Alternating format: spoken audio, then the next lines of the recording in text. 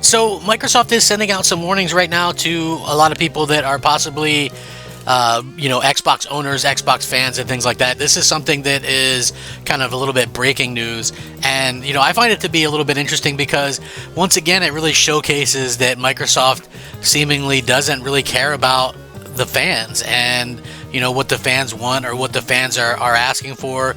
Despite the fact that recent interviews, you see the Xbox people talk about, hey, we're big fans of listening to our fans, right? It's like, how many fans are there? But, at the same point in time, I just find it kind of mind-blowing that this kind of stuff happens, and will the major places even cover it?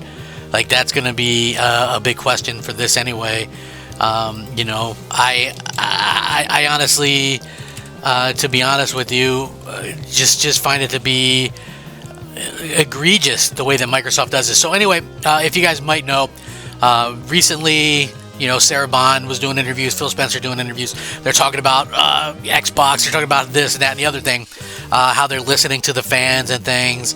And then the funny part was that were fans asking for a 30% raise in the cost of Game Pass, or 50% raise or whatever it was?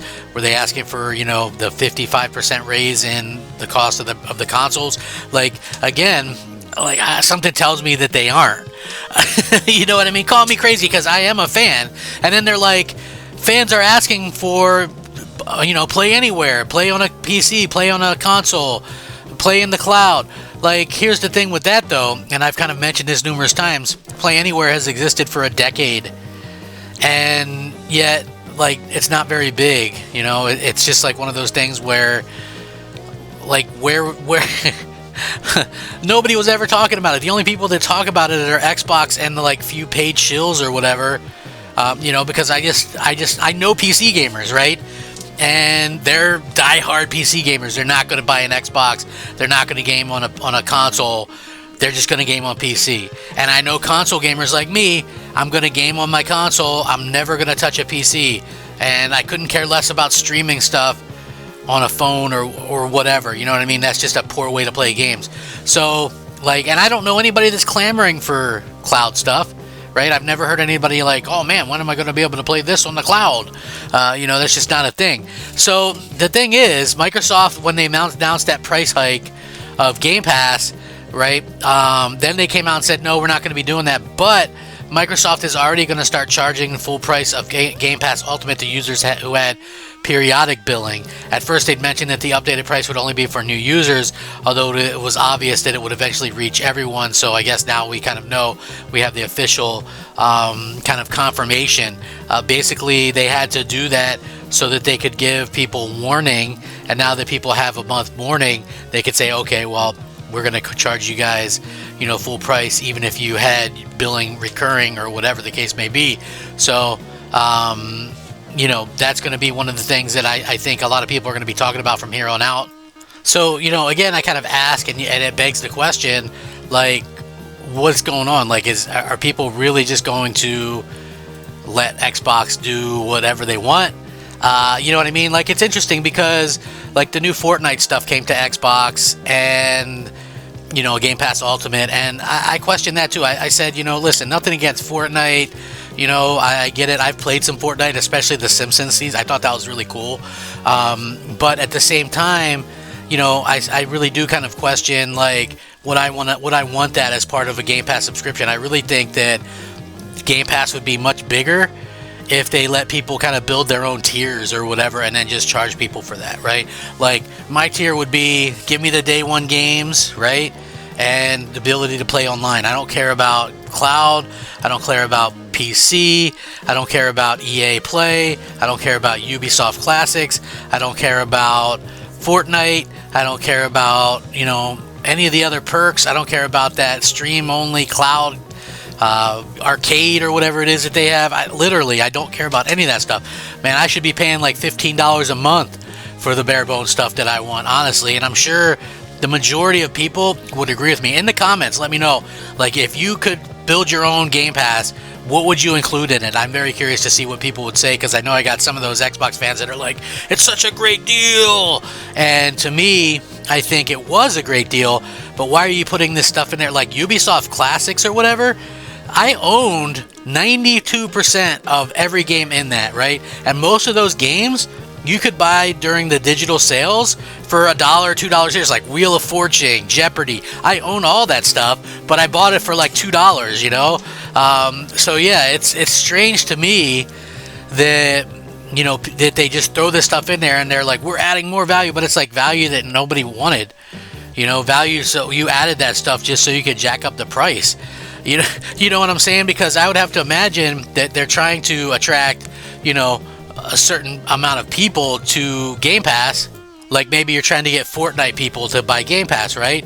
The problem is if you're really that heavy in a sweater in Fortnite, you know, where you got the Gatorade and you know, you got all this stuff next to you when you're playing Fortnite, aren't you playing that pretty much nonstop and only Fortnite?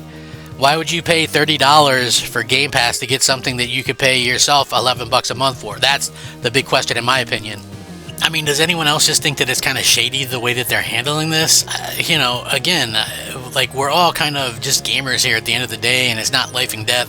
I understand that those things, right? Like for me, I like doing video games about, you know, or podcasts and videos about video games because that's a hobby of mine. You know, I use it to kind of escape and I use it for escapism and things like that. And lately, it's like my hobby has been ruined by, you know, political things. It's ruined by, you know, companies and, you know, box checking and things like that. And, you know, and it hasn't been as fun. But occasionally we'll get a game that is really cool or something that I really do enjoy.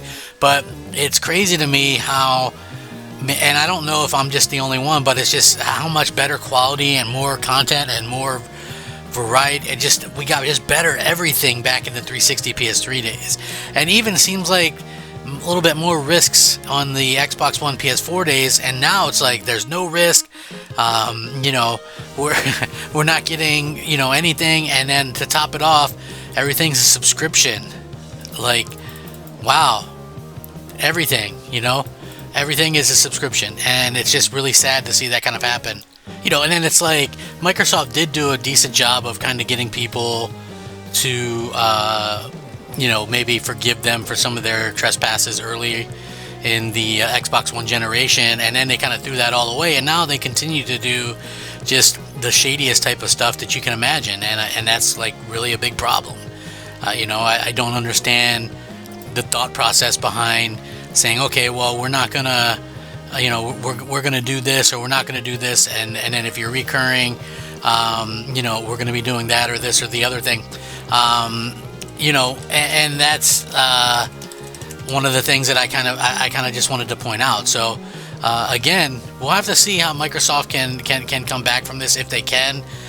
They're taking risks for sure, but you know, I don't ever know where a risk has turned out positively, where you're overcharging your fan base or taking away things from your fans. You know, and that's like, okay, you know, you have console fans and you're going to take away the console and come out with something that's running full Windows, and then you have people that love Game Pass and that's like the only thing they talk about. It's basically the only thing Xbox has left, and you raise the price 50%.